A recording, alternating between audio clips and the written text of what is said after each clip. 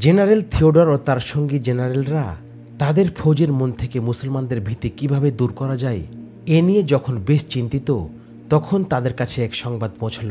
সেটা হলো ইস্কান্দারিয়া থেকে কিরাস কিছু সেনা সাহায্য পাঠিয়েছে, যারা একেবারে তাজাদম। কখনো মুসলমানদের সঙ্গে তাদের সাক্ষাৎ ঘটেনি, কখনো তারা মুসলমানদের বিরুদ্ধে লড়াইয়ে নামেনি। এ সংবাদ ওদের কাছে মনে হলো আসমান থেকে নাজিল হওয়া রহমতের কোনো পয়গাম। এ সেনা সাহায্যের সাথে কিছু মুবালিগ অর্থাৎ ধর্মপ্রচারকও রয়েছে। এদেরকে কিরাস বজন্তিয়া থেকে নিয়ে এসেছে। এদের মধ্যে কিছু মুবাল্লিগ ইস্কান্দারিয়ার বিভিন্ন এলাকায় পাঠিয়ে দিয়েছে, যারা লোকদেরকে ধর্মের দিকে আরও বেশি মনোযোগী হওয়ার আহ্বান জানাবে। সঙ্গে সঙ্গে মুসলমানরা যে আসলে চোখের ভেলকি ছাড়া কিছুই নয়, তাও সাধারণ মানুষের মনে গেঁথে দেবে। কারিউনে যেসব মুবালিকদেরকে পাঠানো হয়েছে, তারাও এসে সাধারণ মানুষের সাথে মেলামেশা শুরু করে দিয়েছে। থিওডর ওদেরকে ভালো করে বলে দিয়েছে, এসব লোককে মুসলিম ভীতি এক প্রকার গ্রাস করে নিয়েছে। এই ভীতি যেভাবেই হোক দূর করতে হবে। একটি লড়াইয়ের পর অনেক কাজ থাকে।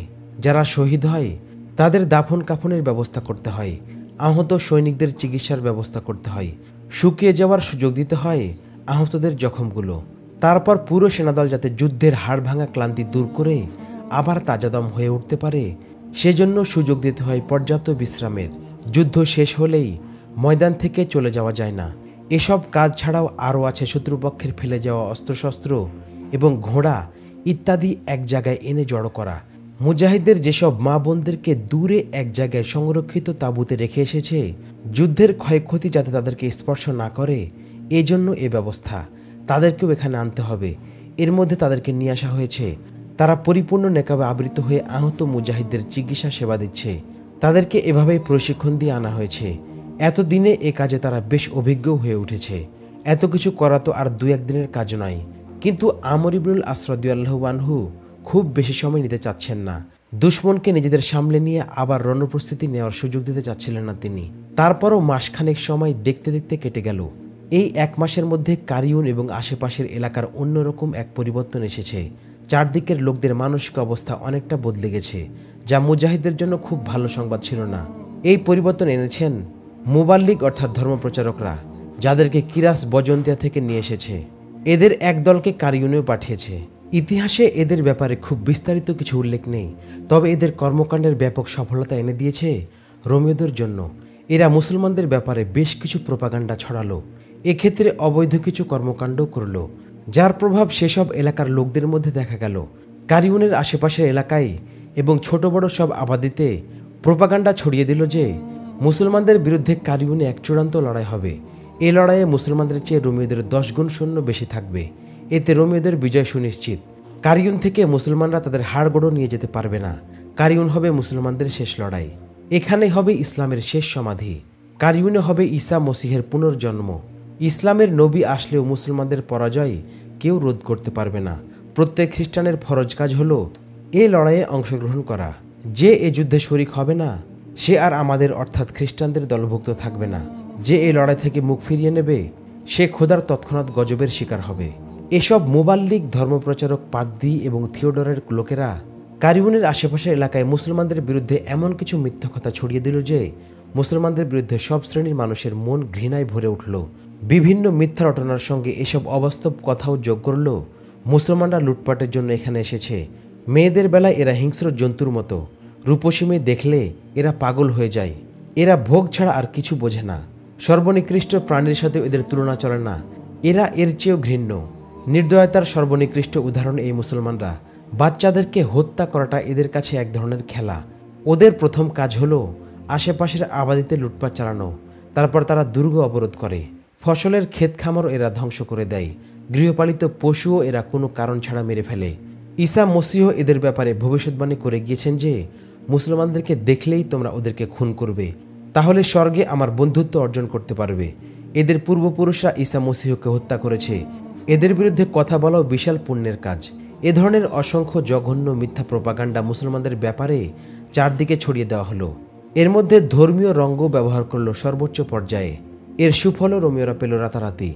কারিউনের আশেপাশের এলাকার অসংখ্য যুবক আর মাত্র কৈশোর পেরানো ছেলেরাও কারিউনের সেনা শিবিরে গিয়ে নিজেদেরকে নিঃস্বার্থভাবে সমর্পণ করতে লাগলো।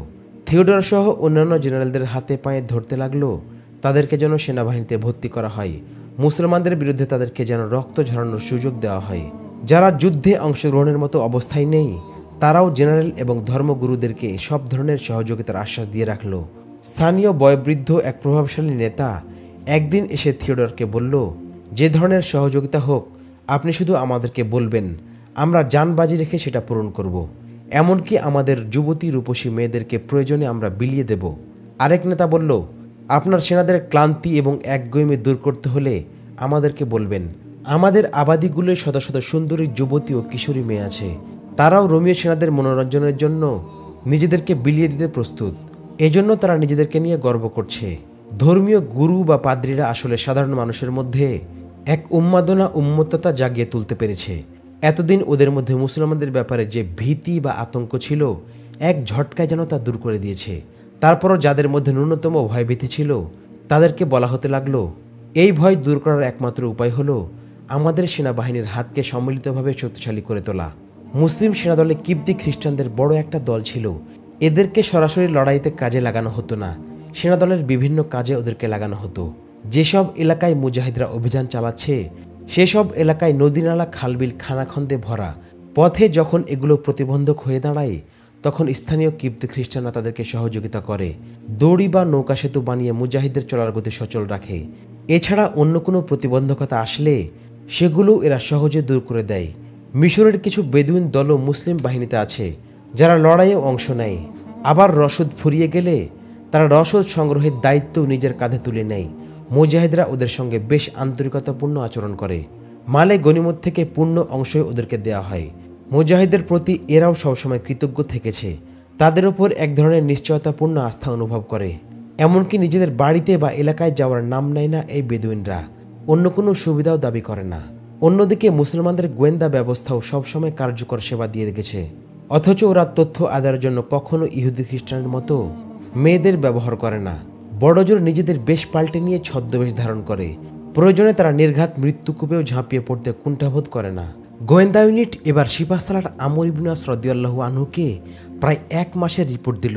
রিপোর্টে উল্লেখ করল কারিউনের আশেপাশের বিভিন্ন শহর, উপশহর ও গ্রামে গঞ্জে কিছু লোক এসেছে।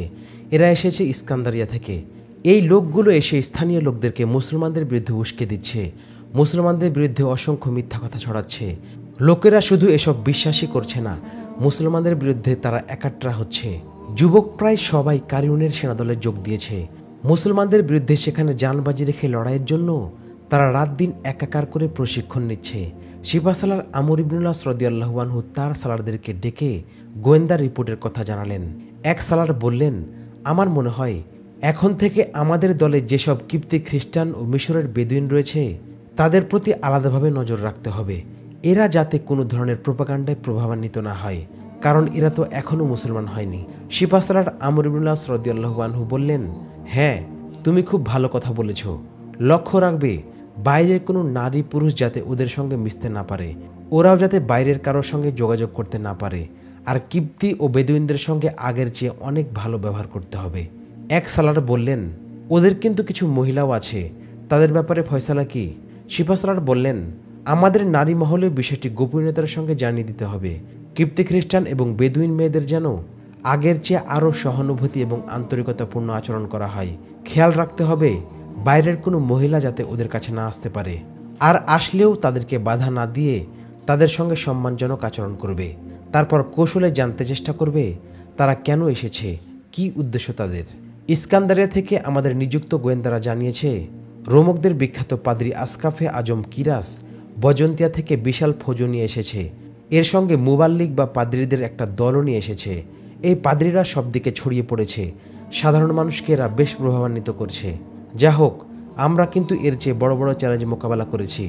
আল্লাহ তাআলা আমাদের সাফল্য দিয়েছেন। সেসব এলাকার হাজার হাজার যুবক কারিউনে গিয়ে রোমীয়দের সেনাদলে যোগ দিলেও আমাদের তাতে ঘাবড়ানোর কিছুই নেই। সেটা এক লাগামহীন হুল্লোড় ছাড়া কিছু হবে না। রোমীয় জেনারেলরা সম্ভবত এখন বুঝতে পারছে না, আমরা এদেরকে ইনশাআল্লাহ এলোমেলো করে দেব। ওদিকে কারিউন দুর্গে জেনারেল থিওডর দারুণ আনন্দের দিন কাটাচ্ছে। জেনারেলের সঙ্গে কথাবার্তা বলছে বিজয়ের কণ্ঠে। শত উৎসাহ উদ্দীপনা নিয়ে মুসলমানদেরকে ধ্বংস করার পরিকল্পনা আঁটছে। এরকম আনন্দ উদ্দীপনাতে তো তার থাকা উচিত।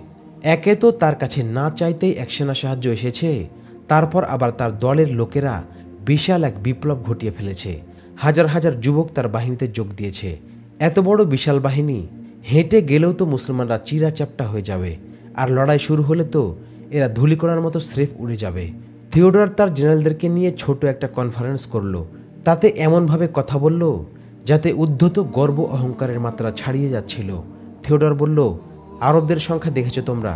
যদিও সর্বশেষ সেন্টিসের লড়াই আমাদের ফৌজকেরা শোচনীয়ভাবে পরাজিত করেছে, কিন্তু এটা মনে রাখতে হবে ওদের সংখ্যা আগেও কম ছিল। সেই লড়াইয়ের পর আরও কমে গেছে, আর আমাদের সংখ্যা এরপর কত গুণ বেড়েছে। ওদের তুলনায় আমরা তো বহুগুণ। এত বড় ফৌজ নিয়ে তো ওদেরকে আমরা পায়ে পিষ্ট করে ছেবড়ার মতো ছেড়ে দেব।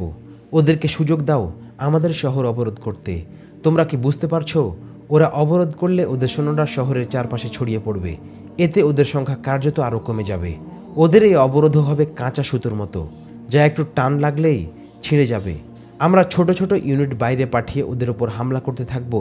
ক্ষণিকের জন্য ওদের বিশ্রাম নিতে দেব না। এত কম সংখ্যা হওয়ায় ওরা দুর্বল হয়ে পড়বে, তারপর হয় ভেগে যাবে, না হয় আত্মসমর্পণ করবে। এটা মনে রেখো। আমার কথায় মুসলমানদেরকে আবার অতটা দুর্বল মনে করো না। এরা মরুভূমির সাপের মতো, যেগুলো খুব দীর্ঘ হয় না, বরং আকারে ছোট হয়, কিন্তু কাউকে দংশন করলে সাথে সাথে তার মৃত্যু ঘটে। মুসলমানরা মরুভূমির সাপের চেয়ে ভয়ঙ্কর। মুসলমানদের এই সেনাদলের ব্যাপারে কেউ যেন নিজেকে ধোঁকার মধ্যে না রাখে। ওরা শামে এই স্বল্প সংখ্যার দল নিয়েই হেরাক্লিয়াসের মতো পৃথিবী বিখ্যাত জেনারেলকে একের পর এক পরাজয় উপহার দিয়ে গেছে। মিশরে এসেও আমাদের অনেক জেনারেলকে হত্যা করেছে। আত্রাবনের মতো বিখ্যাত জেনারেলকেও তারা হত্যা করেছে। তোমাদের মনে রাখতে হবে, যা হওয়ার হয়েছে। কারিউনে আরবদেরকে আমাদের পরাজিত করতেই হবে। এছাড়া অন্য কোনো বিকল্প নিয়ে আমরা চিন্তাও করব না। এখানে আমরা ব্যর্থ হলে কারিউনের আশেপাশের এলাকা থেকে যে হাজার হাজার মানুষ আমাদের এখানে এসেছে, তারা আমাদের দুশমন হয়ে যাবে। দেখবে এই কারিউনেই আমাদেরকে থাকতে দেবে না, আর মুসলমানরা এই সুযোগে সোজা ইস্কান্দারে গিয়ে হামলা করবে। আর এখানকার লোকেরা এদের ভয়ে এদের পেছন পেছন চলে যাবে এদেরই দলে। তাই এদেরকে এখানে খতম করতে হবে। ইতিহাসে এসেছে, জেনারেল থিওডর সে কনফারেন্সে সর্বশেষ যে কথাটি বলে সেটা হলো, আরবের ওই মূর্খ হামলাকারী ইস্কান্দারিয়ার মধ্যে আমরা স্রেফ এক অজেয় দেয়াল হয়ে দাঁড়িয়ে থাকব। সে দেয়াল কেউ জয় করা তো দূরের কথা, হেলাতেও পারবে না। কারিন দুর্গ শহরের প্রাচীর ঘেঁষে কোনো অপ্রাকৃতিক খন্দ বা খাল জাতীয় নালা নেই। শুধু একটা জায়গা দিয়ে বিশাল এক খাল আছে, যেটা এ শহরের অন্যতম প্রতিরক্ষা দেয়াল। সম্ভবত এটা নীল নদের কোনো শাখা থেকে বেরিয়েছে। এটা আবার দুর্গের প্রধান ফটকের একেবারে লাগোয়া। এসব খবর সিপাহসালার আমর ইবনুল্লাহ রাদিয়াল্লাহু আনহুর কাছে সময়মতো পৌঁছে গেছে। তিনি জানেন এ ধরনের অজেয় প্রতিরক্ষা ব্যবস্থা যে দুর্গ বেষ্টিত শহরের আছে, সেটা জয় করা যে কোনো সব ধরনের আধুনিক অস্ত্রশস্ত্রে সজ্জিত দুর্ধর্ষ সেনাবাহিনীর পক্ষেও অসম্ভব। সেখানে মুসলমানদের অবস্থা তো চরম নাজুক, সেনার সংখ্যাও অনেক কমে গেছে। কিন্তু মুসলমানদের একটা জিনিস আছে যেটা পৃথিবীর শ্রেষ্ঠ কোনো দুর্ধর্ষ সেনাবাহিনীর নেই।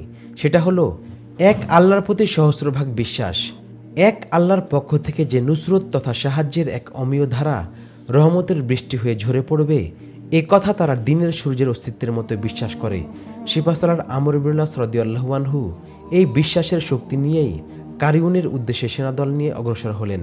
দুর্গবেষ্টিত কারিউন শহরের কাছাকাছি পৌঁছে মুজাহিদরা দেখল রোমীয় ফৌজ কারিউন দুর্গের বাইরে মুজাহিদদেরকে শুভেচ্ছা জানাতে প্রস্তুত। তবে তা ফুল দিয়ে নয়, তলওয়ার, বর্ষা, তীর, ধনুক আর ঢাল দিয়ে। গোয়েন্দা মুজাহিদরা আমর ইবনুল আস রাদিয়াল্লাহু আনহুকে আগেই জানিয়ে রেখেছিল রোমীয় সেনারা সংখ্যায় কত। ওদের রিপোর্টে এটা উল্লেখ ছিল, দুর্গের বাইরে যতজন রোমীয় সেনা দেখবেন, দুর্গের ভেতরেও ঠিক ততজন রোমীয় সেনা প্রস্তুত রয়েছে। আমর ইবনুল আস রাদিয়াল্লাহু আনহু কিছুটা এগিয়ে গিয়ে তার সেনাবিন্যাসের কাজ শেষ করলেন। সেনাবিন্যাসের পর মনে হলো মুজাহিদদের সংখ্যা আরও কমে গেছে, কারণ অনেক মুজাহিদ শহীদ হয়ে গেছেন। অনেকে এমন গুরুতর জখমী যে ময়দানে দাঁড়ানোরও উপযুক্ত নয়। তাছাড়া কিছু মুজাহিদকে তো বিজিত এলাকায় মোতায়েন করে আসতে হয়েছে। তাদের সেখানকার স্থানীয় লোকদের প্রশাসনিক এবং নিরাপত্তা বিধানের দায়িত্ব পালন করতে হচ্ছে। এবার হামলার পালা। এখানেও রোমীয়রা প্রথমে হামলা শুরু করলো। সেল্টিসের লড়াইয়ে ওদের হামলার ধরন যেমন ছিল, এখানেও এর ব্যত্যয় ঘটল না। সিপাহসালার আমর ইবনুল আস রাদিয়াল্লাহু আনহু তার মাথা ঠান্ডা রাখলেন, মন মগজ একসাথে খাটাতে লাগলেন। তিনি তার মতো করে তার ইউনিটগুলোকে সামনে বাড়াতে লাগলেন। সংরক্ষিত ইউনিটগুলোকে বেশ পেছনে রাখলেন, যাদেরকে ভয়ঙ্কর পরিস্থিতিতে ব্যবহার করার পরিকল্পনা করে রেখেছেন। এদেরকে এমনভাবে রাখলেন যাতে তাদের উপস্থিতিও রোমিওরা টের না পায়। রোমিওদের হামলা এত শক্তিশালী ও তীব্রতর হয়ে উঠতে লাগলো যে আমর ইবনুল আস রাদিয়াল্লাহু আনহুর জায়গায় অন্য কেউ হলে পুরো ইউনিটকে একযোগে সামনে বাড়াতো। রিজার্ভ ইউনিট বলতে কোনো সেনা ইউনিট আর রক্ষিত রাখত না। সিপাহসালার আমর ইবনুল আস রাদিয়াল্লাহু আনহুর অসামান্য গুণ ও বৈশিষ্ট্য ছিল এটা যে তিনি সামনে নিশ্চিত ধ্বংস বা বিপর্যয় দেখেও মাথা বরফের মতো শীতল রাখতে পারতেন। খাদের কিনারায় দাঁড়িয়েও পরম নির্ভর আর নিশ্চিন্ত মনে তার করণীয় নির্ধারণ করতেন। এ সময় যে চালটা দিতেন সেটা প্রায় টার্নিং পয়েন্ট হয়ে উঠত। মুসলিম অমুসলিম সব ঐতিহাসিকরা এটা অকপটে স্বীকার করেছেন। আমর ইবনুল আস রাদিয়াল্লাহু আনহু তার মুজাহিদদেরকে একথা পই পই করে বলে দিয়েছেন যে পরিস্থিতি যেমনই হোক না কেন কখনোই দুশমনের ভিড়ের মধ্যে ঢুকে পড়ো না, তাহলে তাদের ঘেরাওয়ের মধ্যে পড়ে নির্ঘাত মারা পড়বে। তিনি আরেকটি নির্দেশনা দিয়ে রেখেছেন, নিজেদেরকে সুশৃঙ্খল কমান্ডে রেখে ধীরে ধীরে ডানে বামে ছড়িয়ে পড়তে থাকবে। এতে দুশমনের জোটবদ্ধতাও ভেঙে পড়বে এবং শৃঙ্খলা ভেঙে অনিয়ন্ত্রিত হয়ে তাদের সেনাবিন্যাস এলোমেলো হয়ে পড়বে। কিন্তু রোমিওদের সংখ্যা এত বেশি যে আমর ইবনুল আস রাদিয়াল্লাহু আনহুর কোনো নির্দেশনা বাস্তব করা প্রায় অসম্ভব হয়ে উঠতে লাগলো।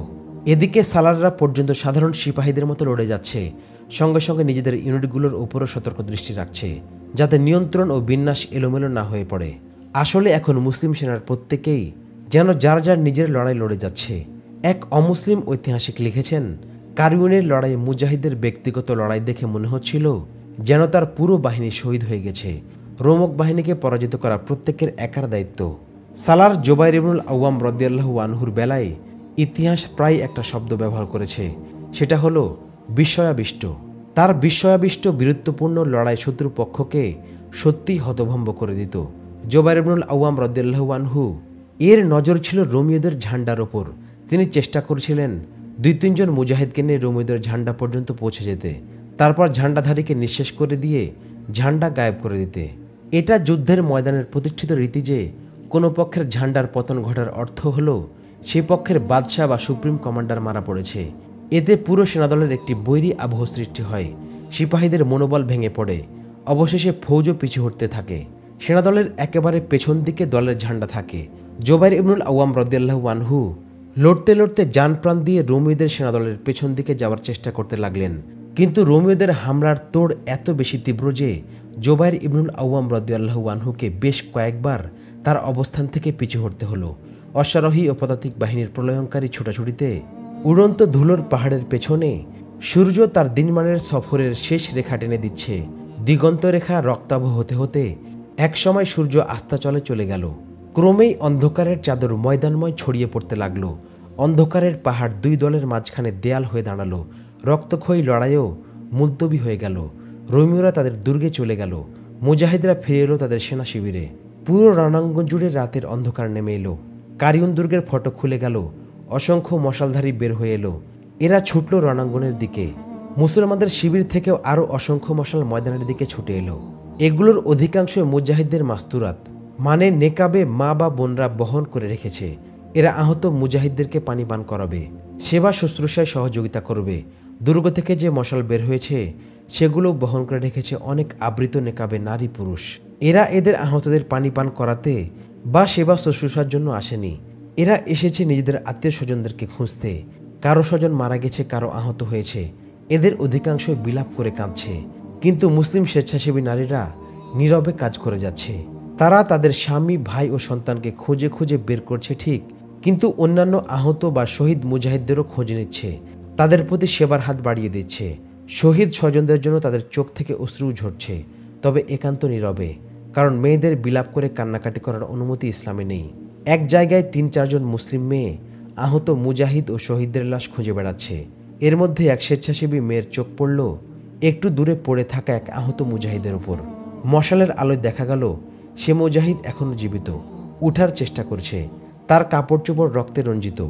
ওখানে অসংখ্য লাশ পড়ে আছে। কখনো এমনও হয় কয়েকটি লাশের নিচে একজন আহত পড়ে থাকে। স্বেচ্ছাসেবীরা তার কাছে আস্তে আস্তে সে ধুঁকতে ধুঁকতে মারা যায়। এই আহত মুজাহিদ কয়েকজন রোমিও লাশের পাশে পড়েছিল।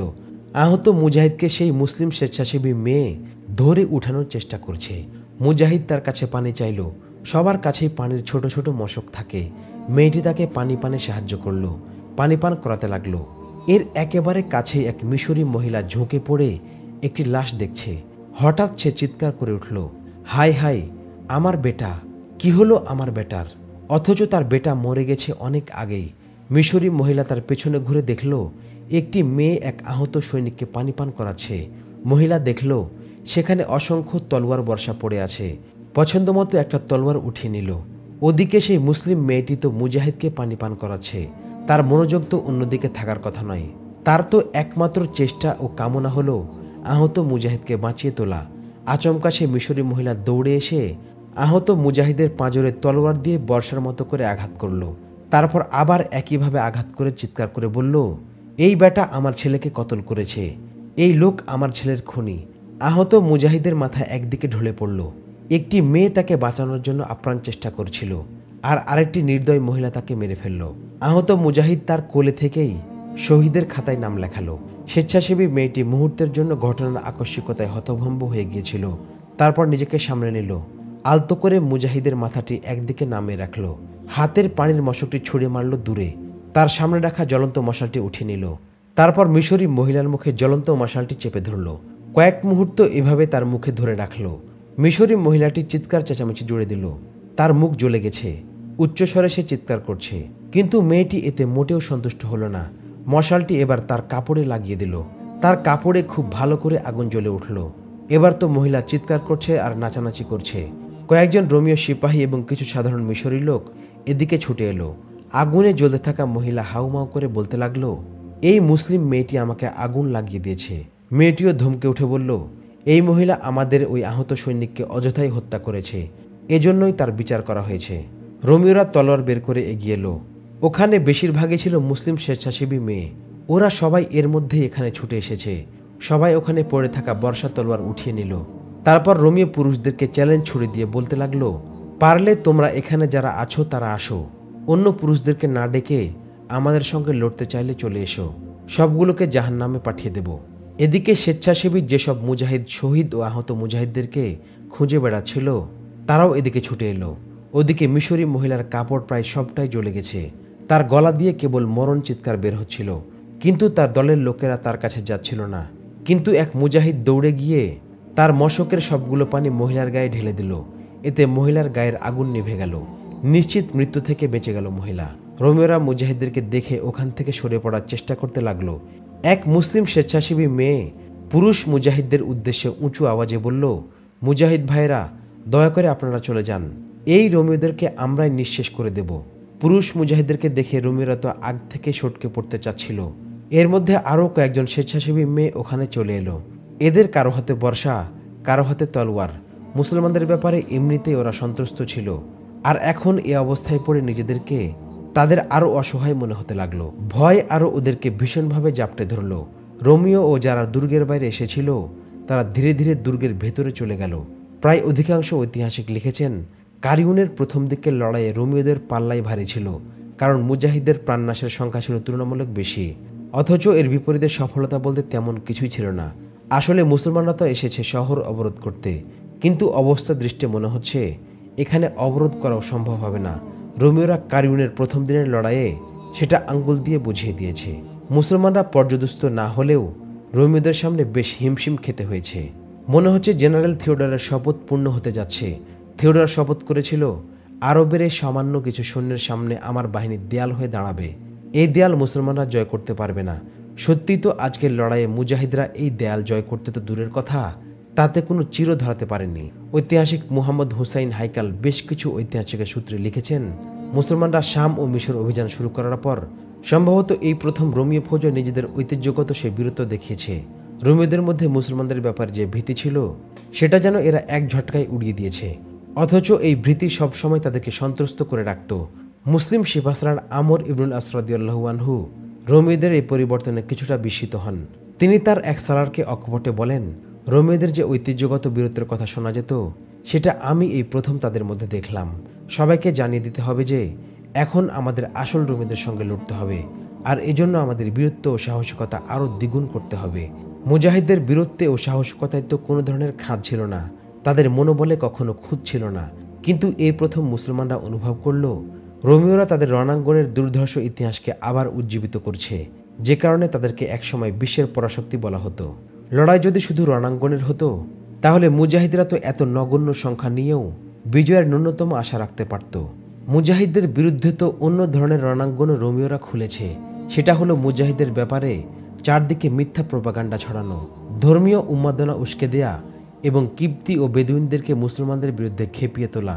সিপাহসালার আমর ইবনুল আস রাদিয়াল্লাহু আনহু এই ব্যাপারে জানতেন, তবে পুরোপুরি গভীর সূত্র থেকে জানতেন না।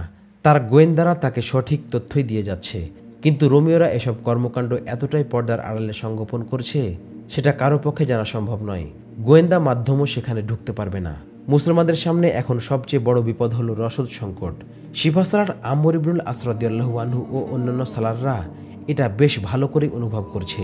রোমিওরা তো নিজেদের দেশে আছে, ওদের রসদের অভাব নেই, কিন্তু মুসলমানদের জন্য তো সে দেশের মাটিও দুশ্মন, যে কোনো জায়গায় ওদের রসদ আটকে দিতে পারে।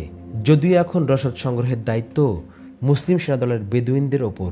সিপাহসালার আমর ইবনুল আস রাদিয়াল্লাহু আনহু বেদুইনদের কয়েকটি দল বানিয়ে দিয়েছেন রসদ সংগ্রহের জন্য। অন্যান্য বেদুইনরা লড়াইয়ে অংশ নিলেও রসদ সংগ্রহের দলের বেদুইনরা লড়াইয়ে খুব কমই থাকত।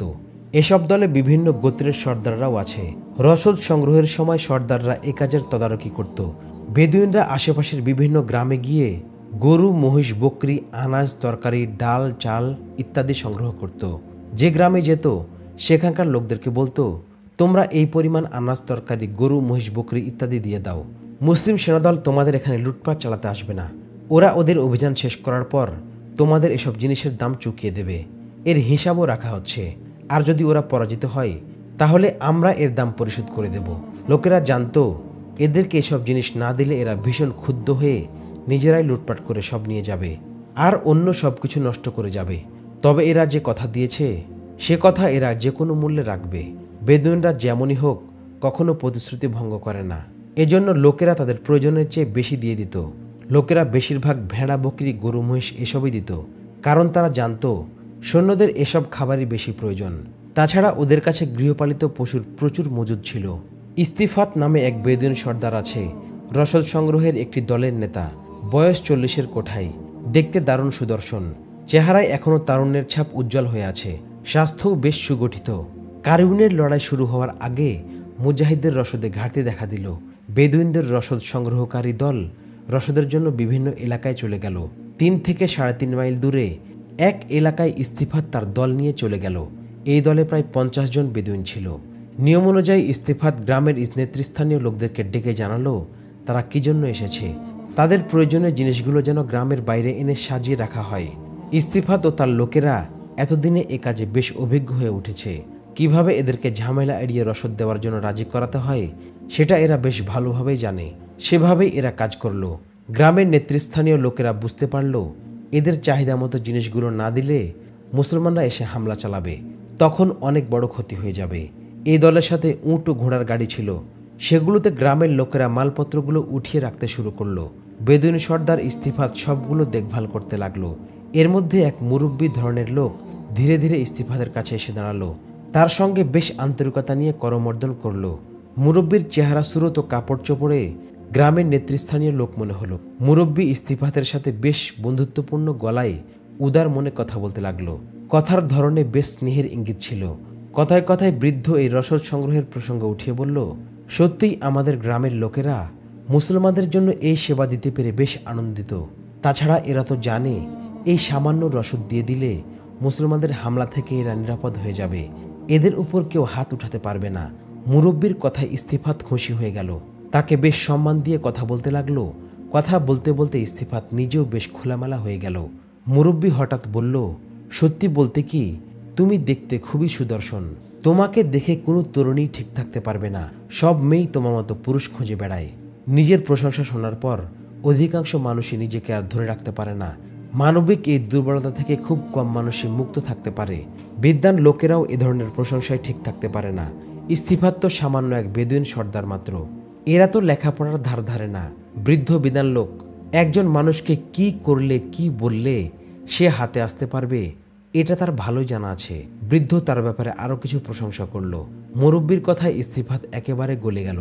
এভাবে সে কখনো নিজের প্রশংসা শুনেনি। তাকে বেশ আপনজন মনে হলো ইস্তিফাতের। মুরব্বী এবার বলল, মনে হচ্ছে তুমি এদের সর্দার। এরা তো সবকিছু গাড়িতে তুলে নিয়ে রওনা দিয়ে দিয়েছে। সন্ধ্যাও ঘনিয়ে এসেছে। তুমি কি আমার একটা কথা রাখবে? বলতে পারো এটা আমার ইচ্ছা। আজ রাতের খাবার কি আমার সঙ্গে খেতে পারবে? ইস্তিফাত দেখল তার দায়িত্ব শেষ হয়ে গেছে। রসদ সংগ্রহের কাজ আজকের মতো শেষ হয়ে গেছে। রসদের গাড়িও মুসলিম সেনা শিবিরে সময় মতো পৌঁছে যাবে। যুদ্ধের ময়দানেও তার কোনো কাজ নেই। সে বুড়োর নিমন্ত্রণ খুশি মনে গ্রহণ করল। ইস্তিফাতকে সে মুরব্বী তার বাড়িতে নিয়ে গেল। মুরব্বীর ঘরে ঢুকে ইস্তিফাত বুঝতে পারল মুরব্বী বেশ অভিজাত ঘরানার লোক। এদের বিত্ত বৈভবের অভাব নেই। ইস্তিফাতকে যে কামরায় বসানো হলো এর সাজসজ্জাও শাহী ভাবধারার। কামরায় বেশ দামি কার্পেট বিছানো। এর মধ্যে মখমলের তুলতুলে নরম উঁচু কুশনওয়ালা আসন পেতে রাখা হয়েছে। ইস্তিফাতকে তাতে বসানো হলো। বৃদ্ধ তাকে বলল, তুমি মুসলমান না হলে অনেক দামি শরাব তোমাকে পান করাতে পারতাম। ইস্তিফাত মাথা নেড়ে বলল, জনাব, আমি একজন খ্রিস্টান। আমি এখনও ইসলাম গ্রহণ করিনি। শাহ হেরাকেলের বাদশাহীর তুলনায় মুসলমানদের শাসন পদ্ধতি আমাদেরকে অনেক বেশি আকৃষ্ট করেছে। আমরা মালে গনিমতের পুরো অংশই পেয়ে থাকি, আর ওরা আমাদেরকে আপন ভাইয়ের মর্যাদা দেয়।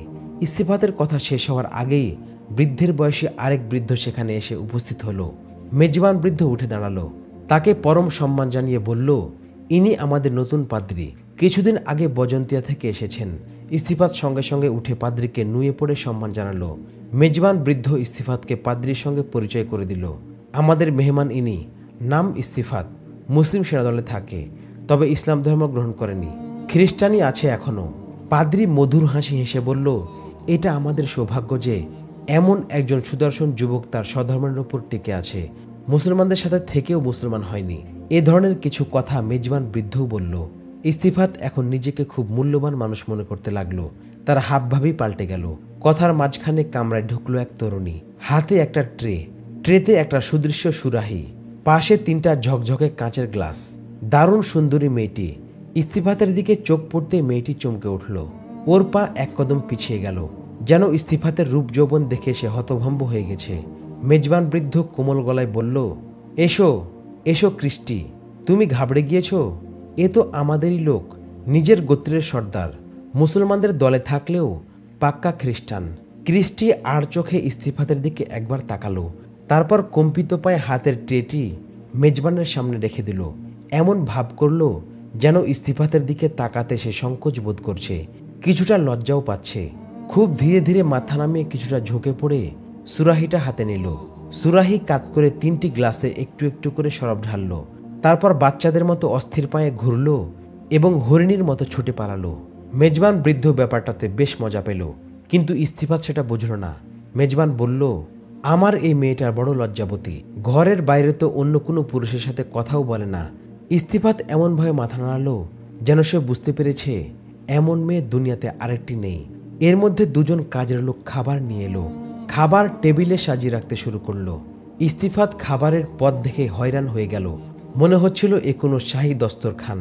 এ ধরনের খাবার সে খুব কমই দেখেছে। সে তুলনায় মুসলমানরা তো খুব মামুলি খাবার খায়। 3জনে খাবার খাওয়া শুরু করলো। মেজবান ও পাদ্রী খাবারের মাঝখানে বিভিন্ন গল্প করছিল, কিন্তু ইস্তিফাতের মনোযোগ সেদিকে ছিল না। তার দৃষ্টি বারবার ঘুরে ফিরে কামরার দরজার দিকে যাচ্ছিল, আর সেদিকেই আটকে যাচ্ছিল। দরজার সাথের দেয়ালে বড় একটা জানালা আছে। জানালার একটা পাট খোলা। ইস্তিফাতের দৃষ্টি একবার খোলা জানালার দিকে চলে গেল। তার চোখে পড়ল জানলার খোলা পাট দিয়ে ক্রিস্টির চেহারার অর্ধেকের চেয়ে কম অংশ দেখা যাচ্ছে। ইস্তিফাতের সন্দেহ রইল না যে ক্রিস্টি একমাত্র তাকেই দেখছে। এক চোখ, একদিকের অর্ধেক গাল এবং অর্ধেক ঠোঁট দেখা যাচ্ছে। সেই অর্ধেক ঠোঁটে এক চিলতে হাসি লেগে আছে। এ যেন খোলা চাঁদের পূর্ণিমায় ভরা হাসি। ইস্তিফাতের মনে হলো শুধু সেই ক্রিস্টিকে এক নজর দেখার জন্য ব্যাকুল নয়, ক্রিস্টিও তাকে আরেকবার দেখার জন্য ব্যাকুল। বাঁধ ভাঙা ব্যাকুলতা যেন ইস্তিফাতকে পেয়ে বসল। এখন এমন স্বর্গীয় অপসরীকে এক পলক কাছ থেকে দেখার জন্য ইস্তিফাত অস্থির হয়ে উঠল। একটু পর সে অর্ধেক চেহারাও সেখান থেকে উধাও হয়ে গেল, যেন নতুন চাঁদকে বেরসিক মেঘ আড়াল করে নিয়েছে। মেজবান বৃদ্ধ এবার ইস্তিফাতকে বলল, আমি আমার এই মেয়েকে এক প্রকার লুকিয়ে রাখি। ইস্তিফাত ঘাবড়ে গিয়ে জিজ্ঞেস করল, কেন? কেউ কি কোনো ধরনের হুমকি দিয়েছে? তার ঠিকানাটা শুধু বলুন, আমি তাকে দুনিয়ার মাটি থেকে উঠিয়ে দেব। মেজবান বৃদ্ধ ভীত গলায় বলল, মুসলমানদের ভয়ে। ক্রিস্টির ওপর যদি কোনো মুসলমানের নজর পড়ে তাহলে বাকি জীবন আর আমার মেয়েকে আমি দেখতে পাবো না। মুসলমানরা ক্রিস্টির মতো মেয়ে দেখলেই তাকে উঠিয়ে নিয়ে যায়, তারপর তাদের কোনো সালারকে উপহার হিসেবে দিয়ে দেয়। ইস্তিফাত দুদিকে মাথা নেড়ে বলল, না না, আপনারা যা শুনেছেন তা ভুল শুনেছেন। মুসলমানদের ধর্ম এ ধরনের কর্মকাণ্ড করার অনুমতি দেয় না। তাছাড়া মুসলমানদের স্বভাবজাত বৈশিষ্ট্য এরকম যে ওরা কোনো মেয়ের দিকে চোখ তুলেও তাকায় না। ওরা যখন ফার্মা শহর জয় করে তখন থেকে আমি ওদের সঙ্গে আছি। কোনো সালারের সঙ্গে আমি কখনো কোনো মেয়েকে দেখিনি। কোনো সিপাহীকে কোনো মেয়ে ধরে এনে তার সালারকে পেশ করতে দেখিনি। পাদ্রী ও মেজবান বৃদ্ধ হেসে উঠল। ওদের হাসির মধ্যে সামান্য বিদ্রুপও ছিল।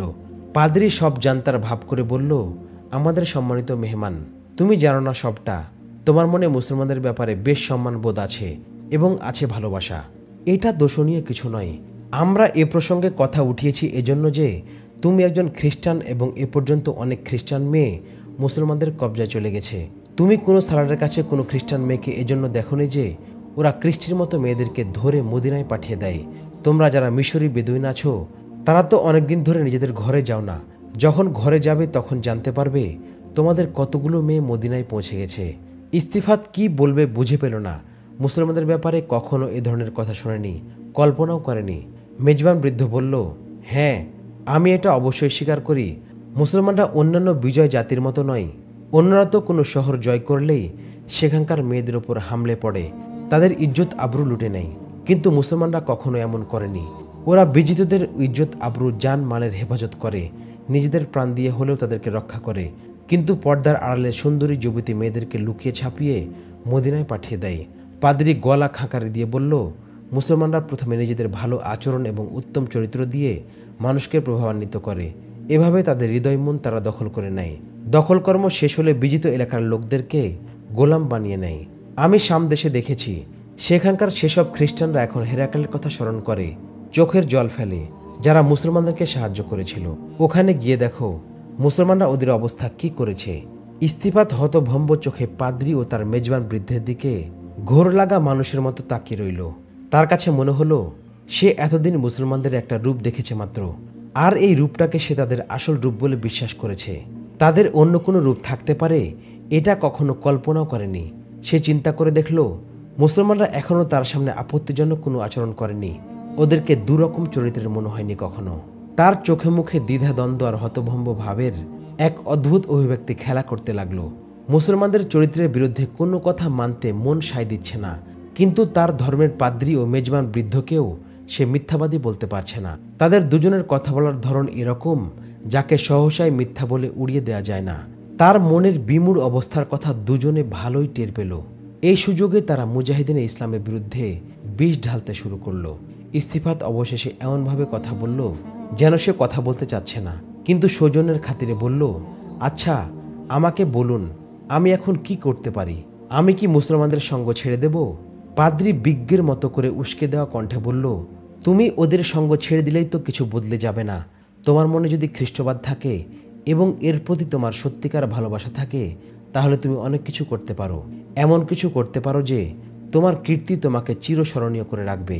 মুসলমানরা যদি ইস্কান্দারিয়া জয় করে ফেলে এবং পুরো মিশর তাদের হাতে চলে আসে তাহলে এদের শামের পরিণতি ভোগ করবে। কেউ তার ঘরে দুদণ্ড থাকতে পারবে না। সব পাদ্রীকে হত্যা করা হবে। তোমার পুরো গোত্রকে মুসলমানদের সেনাদল থেকে বেরিয়ে যেতে হবে। তবে শুধু এটা যথেষ্ট নয়, তোমার সঙ্গে তো অন্যান্য গোত্র সর্দাররাও আছে, ওদেরকে সব কথা শোনাও। ওরা যাতে নিজেদের গোত্রের লোকদেরকে নিজেদের এলাকায় ফিরিয়ে নিয়ে যায়। ওদেরকে শুধু বলো তোমাদের জন্য একমাত্র রোমিওরাই সবচেয়ে ভালো বন্ধু। রোমিওরা কখনো তোমাদের ক্ষতি করবে না। এবার বৃদ্ধ মেজবান তার অস্ত্র ব্যবহার করলো। আমি শুধু এতটুকু যথেষ্ট মনে করি না, এরা মুসলমানদের সঙ্গেই থাকবে, ওদের পক্ষ হয়ে লড়বে, কিন্তু আসল লড়াইয়ের সময় তাদেরকে ধোঁকা দিয়ে তাদের চরম ক্ষতির বন্দোবস্ত করে সটকে পড়বে। ইস্তিফাত নিরাবেগ কণ্ঠে জিজ্ঞেস করল, এটা কিভাবে সম্ভব? মেজবান বৃদ্ধ বলল, তোমাদের গোত্র কি করবে সেটা আমি বলে দিচ্ছি। মুসলমানরা কোনো শহর অবরোধ করলে বা রোমিওদের সাথে খোলা ময়দানে যুদ্ধে নামলে তোমরা বেদুইনরা মুসলমানদের পিঠে ছুরি মারবে, তাদের কাউকে জীবিত ছাড়বে না। আমার এই কৌশল ভালো লাগলে কাল থেকে গোত্র সর্দারদেরকে তৈরি করতে শুরু করো। এভাবে কাজ করলে দেখবে মুসলমানরা কারিয়ন শহর জয় না করে শহর প্রাচীরের বাইরে মৃত অবস্থায় পড়ে আছে, অথবা এদের মেয়েদেরকে তাদের শিবিরে ফেলে পালিয়ে যাবে। শুধু তো তোমাদের বেদুইনরাই নও, অসংখ্য কিপ্তি খ্রিস্টানও তো মুসলমানদেরকে সাহায্য করছে। এরা অনেক বড় পাপ করছে, খোদা ওদেরকে ক্ষমা করবেন না। কিপ্তিদের ভয়ঙ্কর শাস্তি অপেক্ষা করছে। ইস্তিফাত বলল, জনাব, আপনি সম্ভবত ভুলে গেছেন এখানে কিপ্তিরা কেন মুসলমানদেরকে সাহায্য করতে এসেছে। আপনি কি ওদের সেই নির্বিচার হত্যার কথা ভুলে গেছেন, যেটা হেরাকেল ও আসকাফে আজম কিরাস নিজ হাতে চালিয়েছিলেন? আসকাফে আজম তো মহামান্য বিনিয়ামিন, আজ পর্যন্ত তিনি দেশান্তরীণের জীবনযাপন করছেন। আর আমাদের বেদুইনদেরকে রোমিওরা নিজেদের কেনা গোলামের মতো মনে করে। আমাদেরকে রোমিওরা কম যন্ত্রণা দেয়নি। পাদ্রি ইস্পাতের কাঁধে আলতো করে হাত রেখে বলল, মিশরে এখন বিশাল বিপ্লব ঘটে গেছে। শাহে হেরাকেল মারা গেছেন তার ছেলেও। খোদ কিরাস সেনা সাহায্য নিয়ে এসেছেন। কিরাস বিশাল এক জনসমাবেশে বক্তব্য রেখেছেন। তিনি তাতে কিপ্তি খ্রিস্টানদের কাছে ক্ষমা চেয়েছেন। সেখানে তিনি আরও ঘোষণা দিয়েছেন, এখন মিশরে একমাত্র খ্রিস্টবাদের রাজত্ব চলবে। বজন্তিয়ার শাহী খানদানের কোনো হুকুম চলবে না। আমাদের পাদ্রীদের একটা দল বজন্তিয়া থেকে এসেছেন। তারা এখানকার খ্রিস্টানদেরকে এ কথায় বলছে যে এখন হেরাকেলের ফেরাউনি যুগ খতম হয়ে গেছে তার বানানো খ্রিস্টবাদ। ইস্তিফাতের চোখে মুখে এমন দ্বিধার ভাব আরও প্রকট হয়ে উঠেছে। ওর মনে যেন আর কোনো প্রশ্ন বা সন্দেহ অবশিষ্ট নেই। কথা বলার মাঝখানে সে কয়েকবারই জানালা দিয়ে বাইরে তাকিয়েছে। একবারও কৃষ্টিকে দেখতে পেল না। হঠাৎ একবার কৃষ্টিকে দেখতে পেল ইস্তিফাত। এবার তার ঠোঁটের কোণে হাসির বিস্তৃতি আরও বেশি দেখতে পেল। এই হাসি যেন ইস্তিফাতকে কোনো বার্তা দিচ্ছে। সে তো একজন বেদুইন সর্দার মাত্র, তার তো কোনো ধরনের বাহ্যিক বিদ্যা বুদ্ধি নেই। পরের বার যখন কৃষ্টিকে দেখতে পেল, তখন তার সব মনোযোগ আগ্রহ সেদিকেই চলে গেল। খাবার পর্ব শেষ, কাজের লোকেরা টেবিল পরিষ্কার করে চলে গেল। বাইরে রাতের অন্ধকার আরও গাঢ় হয়ে গেছে। মেজবান বৃদ্ধ বলল, তুমি যদি রাতটা এখানে থেকে যাও, তাহলে আমার মনের আরেকটা খায়েশ পূর্ণ হয়। আমার পরিবারের সবাই খুব খুশি হবে। ইস্তিফাতের তো এখন মুসলিম সেনাদলে কোনো কাজ নেই। সে তো রসদ সংগ্রহ করে পাঠিয়ে দিয়েছে। রাতে এখানে সে থাকতেই পারে। কৃষ্টিকে যদি আরেকটি বার দেখতে পাই, এটাও কম পাওয়া হবে না। ইস্তিফাত হালকা গলায় বলল, ঠিক আছে। দুই বৃদ্ধ ইস্তিফাতকে এমন খাতির যত্ন করল যেন সে শাহী খানদানের কোনো বড় সদস্য। তাকে সেই বাড়ির কোনো কামরায় রাখল না, ভিন্ন আরেকটি বাড়িতে থাকার ব্যবস্থা করল। সে বাড়িটি ছোট হলেও দারুণ সাজানো গোছানো। চারদিক ঝকঝক তকতক করছে। এটা গ্রীষ্মকাল, গরম খুব বেশি। বাইরের খোলা উঠোন অনেকটা বাগানের মতো গাছগাছালির সারি দিয়ে সাজানো। ওখানে একটি খাট বিছানো হলো। তবে যেখানে খাট বিছানো হলো, সে জায়গাটাও ত্রিপাল দিয়ে কামরার আদল দেয়া হয়েছে। দুই বৃদ্ধ তাকে সে বাড়িতে রেখে শুভরাত্রি বলে বিদায় নিল। একটু পর মধ্যবয়স্ক এক পরিচারিকা এলো ইস্তিফাতের কাছে। পরিচারিকা খুব কোমল গলায় বলল, হুজুর, আপনার যদি কোনো কিছুর প্রয়োজন হয় আমাকে বলবেন। ইস্তিফাতও পরিচারিকার সাথে অমায়িক ভাষায় কথা বলল। পরিচারিকা এমন ভাব করল যেন সে ইস্তিফাতের দুটো কাজ করে দিতে পারলে বর্তে যাবে। মহিলা বেশ চালাকির পরিচয় দিল। পরিচারিকা হাত কচলিয়ে বলল, হুজুর, কিছু না মনে করলে একটা কথা বলবো। ইস্তিফাত তার উদার মনের পরিচয় দিয়ে বলল, তোমার মনে যা আসে তাই বলো, খারাপ কথা হলেও কিছু মনে করব না। পরিচারিকা অনেকটা নিচু গলায় বলল, আপনি হয়তো আমাদের কর্তার সুন্দরী মেয়েটাকে এক ঝলক দেখেছেন। আপনাদেরকে শরাব পরিবেশন করতে গিয়েছিল। ও কিন্তু সেই তখন থেকে অস্থির হয়ে আছে। একদণ্ড আপনার কাছে বসে দুটো কথা বলার জন্য অধীর হয়ে আছে। ওকে কি আপনি সে অনুমতি দেবেন? ইস্তিফাত ব্যস্ত সমস্ত হয়ে জিজ্ঞেস করল, ও কি এখানেই আসতে চায়? পরিচারিকা মাথা নেড়ে বলল, না হুজুর, সে একান্তে আপনার সঙ্গে কথা বলতে চায়। যখন সবাই শুয়ে পড়বে তখন সে আপনার কাছে আসবে। আপনাকে আমি একটা কথা বলি, কৃষ্টি আপনার জন্য দিওয়ানা হয়ে গেছে। ওকে আসার অনুমতি দিয়ে দিন, না হয় নিষ্পাপ মেয়েটা খুব দুঃখ পাবে। ইস্তিফাত কিছুক্ষণ কি যেন চিন্তা করল। ইস্তিফাত তারপর বিজ্ঞের মতো করে বলল, আমিও জানি ওর নাম কৃষ্টি। তোমাদের কর্তার কি আরও কোনো মেয়ে আছে? পরিচারিকা মাথা নেড়ে বলল, আরে আপনি তো ভুল করছেন। কৃষ্টি আসলে আমাদের কর্তার মেয়েই নয়, ও ছিল সামদেশের মেয়ে। ওখানে যখন যুদ্ধ শুরু হয়, কৃষ্টির বাবা ও ভাই মুসলমানদের হাতে মারা যায়। কৃষ্টি পালিয়ে গির্জায় গিয়ে আশ্রয় নেয়। ও যদি গির্জায় আশ্রয় না নিত, তাহলে ওকে মুসলমানরা ধরে নিয়ে যেত। যেমন ওর মা গির্জায় যেতে দেরি করে ফেলে, এর মধ্যে মুসলমানরা তাকে দেখে ফেলে। ওর মা ছিল ওর চেয়ে সুন্দরী। মুসলমানরা ওকে অপহরণ করে নিয়ে যায়। গির্জার পাদ্রী কৃষ্টিকে লুকিয়ে ফেলে। রোমীয় সেনারা যখন ওখান থেকে চলে আসে, তখন পাদ্রীও কৃষ্টিকে নিয়ে সেনাদলের সঙ্গী হয়ে যায়। সেনাদল কিছুদিন পর মিশরে পৌঁছে। পাদ্রী তখন ভালো কোনো পরিবার খুঁজতে থাকে কৃষ্টিকে দত্তক দেয়ার। আমাদের কর্তা একদিন গির্জায় উপাসনা করতে যান। তখন কৃষ্টিকে দেখে তার কাছে নিজের মেয়ের মতো মনে হয়। পাদ্রীকে গিয়ে বলতে পাদ্রী কৃষ্টির সব কথা খুলে বলে। তখন তিনি ওকে নিজের মেয়ের মতো মর্যাদা দিয়ে এখানে নিয়ে আসেন। এখন তিনি ওর বিয়ের চিন্তা করছেন। কৃষ্টিকে একদিন বিয়ের কথা বলতে কৃষ্টি সোজা বলে দেয়, তার যাকে ভালো লাগবে তাকে সে বিয়ে করবে। আপনি তো জানেন আমাদের এখানে মেয়েরা নিজেদের পছন্দ মতো বিয়ে করে। বেশিরভাগই প্রেম ভালোবাসার বিয়ে হয়। এ পর্যন্ত অনেক ছেলে ওকে প্রেম নিবেদন করেছে, কিন্তু ক্রিস্টি কারো প্রেমই গ্রহণ করেনি। কে জানে ও কেমন ছেলে পছন্দ করে। তবে সে একটা কথা বলে, সমবয়সী কোনো সুপুরুষকে বিয়ে করা জরুরি বিষয় নয়। ওর কথা হলো মধ্যবয়স্ক পুরুষের কাছেও সে বিয়ে বসতে রাজি। শর্ত হলো সে পুরুষকে হতে হবে খুব শক্তিশালী, সঙ্গে সঙ্গে খুবই সুপুরুষ। আমার কাছে ওকে বেশ আশ্চর্য এক মেয়ে মনে হয়। হয়তো সে আপনাকেই পছন্দ করেছে। ইস্তিফাতের মনে হলো সে আর মাটিতে নেই, তার পুরো অস্তিত্ব শূন্যে উঠছে। সে পরিচারিকাকে বলল, তুমি ওকে বলে দাও আমি ওর অপেক্ষায় জেগে থাকব। পরিচারিকা চলে গেল। ইস্তিফাতকে সারাদিন কম ছুটোছুটি করতে হয়নি। দিনমানের ক্লান্তি তাকে পেয়ে বসে ক্রমেই তাকে তন্দ্রাচ্ছন্ন করতে থাকে। কিন্তু ক্রিস্টির প্রতীক্ষা ওকে জাগিয়ে রাখে। কখনো কখনো ওর মনে হচ্ছে সে বুঝি আনন্দে পাগল হয়ে যাবে। ওর কাছে এমন সুন্দরী এক মেয়ে দেখা করতে আসছে, এটা বিশ্বাস করতে ইচ্ছা করছে না। কখনো আবার মনে হচ্ছে ওর সাথে কেউ প্রতারণা করছে, কোনো ধোঁকার জগতে সে হারিয়ে যাচ্ছে। নিজের প্রতি তার আস্থা আছে, সে যে দেখতে সুপুরুষ এটা সে ভালো করে জানে। অনেক মেয়ে তাকে প্রেম নিবেদন করেছে। বেদুইন জাত হলেও ইস্তিফাতের গায়ের রং কালো ছিল না, উজ্জ্বল গৌরবর্ণ ছিল ওর। কালো হলে তার ধোঁকা খাওয়ার আশঙ্কা সত্যি হতো। তারপরও এত সুন্দরী একটা মেয়ে এই বয়সের একটা পুরুষের কাছে আসবে, কেন জানি এটা বিশ্বাস করতে ইচ্ছা করে না। চাঁদনি রাত। ইস্তিফাতের মনে হচ্ছে চাঁদ যেন এক জায়গায় থমকে গেছে, রাতও কোনো এক প্রহরে আটকে গেছে। রাত আর বাড়ছে না, অপেক্ষার যন্ত্রণা ওর কাছে খুব মধুর লাগছে। অবশেষে দরজার পাল্লা নড়ে ওঠে। ইস্তিফাতের তৃষিত চোখ ওখানে আটকে যায়। ক্রিস্টি আলতো পায়ে দরজা দিয়ে ভেতরে ঢুকলো, যেন চাঁদের একটা টুকরো এখানে এসে পড়েছে। ওর ইচ্ছে হলো দৌড়ে গিয়ে ক্রিস্টিকে জড়িয়ে ধরে এখান থেকে পালিয়ে যায়। খুব কষ্টে নিজেকে বাগে রাখলো। পাগলামি না করে ক্রিস্টিকে খাটে বসালো। পাশে বসে তার দুই বাহু বাড়িয়ে দিল ক্রিস্টিকে নিজের পাশে আরো ঘনিষ্ঠ করে বসানোর জন্য। কিন্তু ক্রিস্টি ধরা দিল না, একটু সরে গেল। ইস্তিফাত আশাহত গলায় বিস্ময় প্রকাশ করলো, কেন এত ঝুঁকি নিয়ে এসেছো, আর এখন লজ্জায় মরে যাচ্ছ? ক্রিস্টি সামান্য হেসে গম্ভীর মুখে বলল, আমি কোনো অভিনয় জানি না, কোনো ভূমিকাতেও যাচ্ছি না। আগে জরুরি কিছু কথা বলতে হবে। সেটা হলো আমি সাময়িক ও মুহূর্তের সুখ পাওয়ার জন্য এখানে আসিনি, সারা জীবনের সঙ্গীর খোঁজে এসেছি। বলতে লজ্জা নেই, আপনাকে এক নজর দেখার পর আমার মনের গভীর থেকে আওয়াজ উঠেছে, এই সেই পুরুষ যার প্রতীক্ষায় তুমি এতটি দিন কাটিয়েছ। হ্যাঁ, আমি আজীবনের জন্য আপনার কাছে আসতে চাই। ইস্তিফা তো অনেকটা বাস্তবে ফিরে এলো, কাজের কথায় চলে গেল। বলল, তুমিও ভেবে নাও ক্রিস্টি, আমার একজন স্ত্রী আছে, আছে দুটো সন্তান। ক্রিস্টি বলল, এটা কোনো ব্যাপারই না, আমাদের এখানে অধিকাংশ মানুষের একাধিক স্ত্রী আছে। যে পুরুষের একাধিক স্ত্রী নেই তাকে লোকে আসল পুরুষের মর্যাদা দেয় না। আমি তো আপনার দাসী হয়েও থাকতে রাজি, অথবা আপনার স্ত্রীর বাদী হয়ে থাকব। তবে একটা শর্ত আছে আমার। ইস্তিফাত তৈরি হয়ে গেল যে কোনো ধরনের শর্ত শোনার জন্য।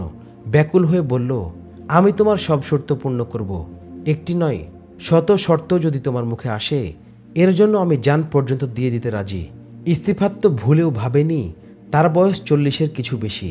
যে এক মরু বেদুইন, অশিক্ষিত নিম্ন শ্রেণীর, তার জন্য অসম্ভব রূপবতী এক মেয়ে এভাবে পাগল পারা হয়ে যাবে মাত্র একটি শর্তের বিনিময়ে নিজেকে সে তার কাছে সঁপে দিবে। নাকি এটা ধোঁকা? ইস্তিফাত তো এমনি শরাবের নেশায় বুধ হয়েছিল, এখন ক্রিস্টির নেশায় সে রূপের এক উপত্যকায় গিয়ে হাবুডুবু খেতে লাগলো। ক্রিস্টি এবার তার কাহিনী শোনাতে লাগলো। মধ্যবয়স্কা সেই পরিচারিকা যা শুনিয়ে গিয়েছিল সেও তাই শোনাতে লাগলো। শুধু পার্থক্য হলো এটুকু যে পরিচারিকা তার মতো নিরাবেগ কণ্ঠে বলেছে, আর ক্রিস্টি তার মতো করে আবেগ নুইয়ে পড়া কণ্ঠে বলে যাচ্ছে। কথা বলতে বলতে একবার ক্রিস্টির গলা আবেগে বুঝে এলো। ইস্তিফা তো আবেগে তার হাতটা নিজের হাতে নিতে গেল, কিন্তু ক্রিস্টি তার হাত পিছিয়ে নিল। ক্রিস্টি সব কথা শুনিয়ে প্রায় কাঁদো কাঁদো গলায় বলল, আমার বাবা ভাইকে তো আর ফিরে পাবো না আমার মাকে, যাকে মুসলমানরা অপহরণ করে নিয়ে গিয়েছে। কিন্তু আমি সেই লোকটিকে অবশ্যই পাবো যে এসবের প্রতিশোধ নিয়ে আমার অঙ্গার হয়ে যাওয়া কলিজাটা ঠান্ডা করতে পারবে। আমাকে সেই পাবে। আমার রূপ আর দেহের সব স্বাদ আমি সেই লোকের কোলে তুলে দেব যে আমার হয়ে আমার মা বাবা এবং ভাইয়ের প্রতিশোধ নেবে। সে কালো হোক বা কোনো কুৎসিত চেহারার পুরুষ হোক। তবে এটা কাকতালীয় যে আপনার মতো এমন সুপুরুষ এবং শক্তিশালী মানুষ খোদা আমাকে মিলিয়ে দিয়েছেন। ইস্তিফাত সোজা গলায় জিজ্ঞেস করল, শুধু একটা কথা বলো ক্রিস্টি, আমি যদি তোমার বাবা মা এবং ভাইয়ের প্রতিশোধ নিতে পারি তাহলে কি তুমি আমাকে বিয়ে করবে? ক্রিস্টি মাথা উপর নিচ করে বলল, হ্যাঁ, এটাই আমার শর্ত। আপনি যদি আমার বেঁধে দেওয়ার সময় এই শর্ত পূরণ করতে না পারেন তাহলে আমি আমার ভালোবাসা কোরবানি করে দেব, আর কখনো আপনার চেহারা দেখব না। আপনাকে আমার অন্তরের গভীর থেকে বলছি, আপনি প্রথম এবং শেষ ভালোবাসা।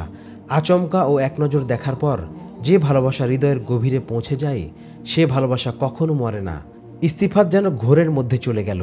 এখন সে খ্রিস্টের কথা যতটা মনোযোগ দিয়ে শুনছে, এর চেয়ে বেশি তার মুখ ও দৈহিক অবয়ব দেখছে হা করে। জানালা দিয়ে চাঁদের মায়াবী আলো সোজা খ্রিস্টের মুখে পড়ছে। এতে তাকে আরও স্নিগ্ধ লাগছে। তার রূপ আরও কয়েকগুণ বেড়ে গিয়ে ইস্তিফাতকে একেবারে বেহাল করে দিল। নিজেকে অনেক কষ্টে কাবু রাখতে পারছে। খ্রিস্টের পক্ষ থেকে যদি শুধু একবার সামান্য ইঙ্গিত পেত, তাহলে তাকে তার বুকে পিষে ফেলত আর বলতো সারা জীবন তাকে এভাবেই বুকের গভীরে আগলে রাখবে। ইস্তিফাত প্রায় অনুনয় করে বলল, খ্রিস্টি, আমার ভেতর যে আগুন জ্বালিয়ে দিয়েছ, সেটা আমাকে জ্বালিয়ে অঙ্গার বানিয়ে ফেলবে। এর আগে যদি বিয়েটা হয়ে যায়, তাহলে আমি আরও তরতাজা হয়ে যাব, নতুন করে উদ্দীপনা পাব। তখন দেখো আমি কি করতে পারি। খ্রিস্টির সজোরে মাথা নাড়াতে নাড়াতে বলল, না না, আমি যদি একবার বিয়ের শিকলে বাধা পড়ে যাই, তাহলে এ থেকে মুক্তি পাওয়া মুশকিল হয়ে পড়বে। পুরুষের স্বভাব সম্পর্কে আমি জানি। আগে আমার শর্ত পূরণ করুন, তারপর আমাকে নিয়ে যা খুশি করুন। ইস্তিফাতের অবস্থা এখন সেই পিপাসাত অসহায় মানুষের মতো হয়ে গেল, যে পিপাসায় মরে যাচ্ছে, কিন্তু সামনে পানি পেয়েও পান করতে পারছে না। খ্রিস্টিকে কখনো তার কাছে মরীচিকার মতো মনে হচ্ছে, যে পর্যন্ত পৌঁছতে গেলে মরুর ধুধু বালিয়াড়ি ছাড়া আর কিছুই পাবে না। অবশেষে তার প্রাণটা মরুর শুকনো বালিয়াড়ি শুষে নেবে। আচমকা একটা কথা তার মনে এলো। সে সোজা হয়ে বসে জিজ্ঞেস করল, একটা কথা তুমি তো বললে না, তোমার বাবা মা এবং ভাইয়ের প্রতিশোধ আমি কিভাবে নেব? প্রতিশোধ নেব কার কাছ থেকে? খ্রিস্টি আত্মবিশ্বাসের সুরে বলল, এই প্রতিশোধ নিবেন সব মুসলমান থেকে। আপনি তো আপনার গোত্রের সর্দার। আপনার গোত্রের লোকদেরকে বলবেন, ওরা যেন মুসলমানদের সঙ্গ ছেড়ে দেয়, যার যার ঘরে চলে যায়। আপনার সাথে অন্যান্য গোত্রের সর্দাররাও তো আছে, তাদেরকেও সঙ্গে নিয়ে নেবেন। ওরা যেন ওদের লোকদেরকে গায়েব করতে শুরু করে। সবাই যেন ধীরে ধীরে মুসলমান সেনাদল থেকে বেরিয়ে যায়। এটা খুব সতর্ক হয়ে করতে হবে। একটা কাজ করতে পারেন, মুসলমানদের সিপাহসালারকে কতল করে দিতে পারেন। ইস্তিফাত একটু চিন্তা করে বলল, সিপাহসালারকে কতল করা সম্ভব নয়, কারণ সিপাহসালারকে তার দেহরক্ষীরা সব সময় ঘিরে রাখে। যে তাঁবুতে তিনি রাতে থাকেন, এর চারপাশে দেহরক্ষীরা অতন্দ্র প্রহরীর মতো ঠায় দাঁড়িয়ে থাকে। কারো সামান্য তন্দ্রাও আসে না। তবে অন্য সালারদেরকে কতল করতে পারি। তুমি শুধু একজন সিপাহসালারের কথা বলছো, আমি তো একে একে সবগুলো সালারকে হত্যা করব। এমন কায়দা করে মারব যে কেউ আমাকে ধরতেও পারবে না। সালারদেরকে হত্যা করা সহজ। ওরা যুদ্ধের ময়দানে চারদিকে ছোটাছুটি করে। লড়াই যখন রক্তক্ষয়ী রূপ নেবে, তখন তাদেরকে পেছন থেকে আঘাত করে হত্যা করা যাবে। এভাবে কয়েকজন সালার মারা পড়লে মুসলমানরা এমনিতেই দুর্বল হয়ে পড়বে। আমি আরেকটি কাজ করব, তা হলো বেদুইন গোত্রগুলোকে ওখান থেকে ধীরে ধীরে তাড়িয়ে দেব। খ্রিস্টি খুশি হয়ে বলল, ঠিক আছে, তাহলে তাই করুন। আমি দেখতে চাই কারিউনের আশেপাশের এলাকা মুসলমানদের কবরস্থান বনে গেছে, আর ওদের মেয়েরা রোমিওদের কবজায় চলে গেছে। শুনুন, জরুরি আরেকটি কথা, আমি যে এখানে এসেছি সেটা কেউ যেন টের না পায়। খ্রিস্টি উঠে দাঁড়ালো, দরজার দিকে হাঁটা দিল। ইস্তিফাতের মনে হলো তার কলজেটা বুক থেকে কে যেন কেড়ে নিয়ে খ্রিস্টির পায়ের নিচে ফেলে দিয়েছে। দরজা পর্যন্ত গিয়ে খ্রিস্টি আবার ঘুরে দাঁড়ালো। সেখানে দাঁড়িয়েই বলল, আমি অপেক্ষায় থাকব। এ কথা বলে খ্রিস্টি বেরিয়ে পড়ল। ইস্তিফাতের চোখ দরজায় আটকে রইল বেশ কিছু সময়। রূপের এই উদ্ভাসিত কলি যে ওর কাছে এতক্ষণ বসেছিল, এটা যেন ওর অনুভব থেকে মুহূর্তের মধ্যে হারিয়ে গেল। ওর কাছে মনে হলো এ যেন এক বিদ্যুৎ চমক ছিল, চমকেই আবার অদৃশ্য হয়ে গেছে, আবার সব অন্ধকার হয়ে গেছে। সে দিশেহারা হয়ে গেল। খ্রিস্টির শর্ত যে কোনো মূল্যে পূরণে সে প্রস্তুত হয়ে গেল। সকালে ঘুম ভাঙতেই দুজন কাজের লোক দৌড়ে এলো। ধুমধাম করে তার গোসলের ব্যবস্থা করলো। ইস্তিফাতের গোসল শেষ হওয়া পর্যন্ত ওরা দুজন দাঁড়িয়ে রইল। তারপর তার জন্য শাহী নাস্তা চলে এলো। নাস্তা শেষ করার পর সেই বৃদ্ধ মেজবান এবং পাদ্রী এসে হাজির হলো। ইস্তিফাতের সাথে ওরা এমন ভাষা এবং ভঙ্গিতে কথা বলতে লাগলো যেন সে বিশাল বড় কোনো ব্যক্তিত্ব। ওকে খোসামুদে গলায় জিজ্ঞেস করলো তার রাতটা কেমন কেটেছে, তার কোনো কষ্ট হয়েছে কিনা। ইস্তিফাতের ওপর এখনও খ্রিস্টির রূপ যৌবনের নেশা ভর করে আছে। দুই বৃদ্ধ কথায় কথায় গতকাল রাতের প্রসঙ্গ টেনে আনলো। ওদের শেষ কথা হলো, এখন মিশরে খ্রিস্টবাদের রাজত্ব প্রতিষ্ঠিত হবে। ইস্তিফাতের মানসিক অবস্থা এমন হয়ে গেল যেন দুনিয়ার কোনো কিছুর প্রতি তার কোনো আগ্রহ নেই। দুনিয়ার সব কিছু তার কাছে এখন তুচ্ছ। কাল রাতে খ্রিস্টি যা বলেছিল সেগুলো তার মাথায় বেজে চলেছে। সে তার নিজের মধ্যে প্রতিশোধের এক নির্মম উত্তাপ টের পাচ্ছে। সে দৃঢ় কণ্ঠে বলল, আমি ফয়সালা করে ফেলেছি, কিছু চিন্তাও করেছি। ঈসা মসিহের নামে আমি মুসলমানদের এমন ক্ষতির মুখে পড়তে বাধ্য করব যাতে কোমর ভেঙে যাবে। ভেবেছিলাম ওদের সিপাহসালারকে হত্যা করব, কিন্তু সেটা সম্ভব হবে না, কারণ তাকে সবসময় দেহরক্ষীরা পরিবেষ্টন করে রাখে। সুবিধাজনক কাজ হলো সালারদেরকে কতল করা। সবগুলো সালারকে আমি হত্যা করব। এর সাথে সাথে আমার গোত্রের লোকদেরকে কৌশলে সেখান থেকে বের করে ওদের বাড়িতে পাঠিয়ে দেব। পাদ্রী বিমলানন্দ গলায় বলে উঠল, বাহ, সাবাস, এটা কোনো মামুলি কাজ নয়। এই কাজটা যদি তুমি করতে পারো তাহলে পুরো মিশরের বাদশাহী তোমার পায়ের নিচে আছড়ে পড়বে। দুই বৃদ্ধ এ নিয়ে আরও কিছুক্ষণ পেঁচাল পারল। ইস্তিফাত তার দেরি হয়ে যাচ্ছে বলার পর তাদের পেঁচাল থামালো। এর মধ্যে ইস্তিফাতের ভেতর প্রতিশোধের আগুন আরও দ্বিগুণ হয়ে উস্কে উঠেছে। ইস্তিফাত সে গ্রাম থেকে বের হওয়ার সময় বারবার পেছন ফিরে তাকাতে লাগলো। হঠাৎ তার চোখ পড়ল কৃষ্টির ওপর। উঁচু একটি জায়গায় দাঁড়িয়ে হাত নাড়ছে। প্রতিশোধ স্পৃহায় তার চোয়াল আরও শক্ত হয়ে গেল। যখন সে মুসলিম সেনাদলে ফিরল তখন সে সম্পূর্ণ বদলে যাওয়া এক মানুষ।